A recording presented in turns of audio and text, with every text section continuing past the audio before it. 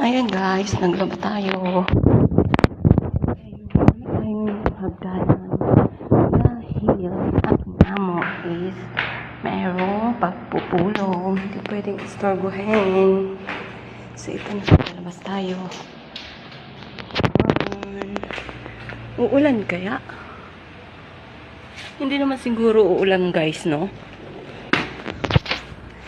Inshallah, wag umulan para tayo ay makapagpatuyo ng ating nilabhan na towel at mga sports guys. So, ganito ang itsura ng likod namin. At ito nga guys, yung aming pintuan. Yan.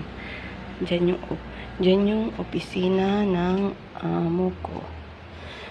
So, yan. Malinis na tong aking nilabhan kanina.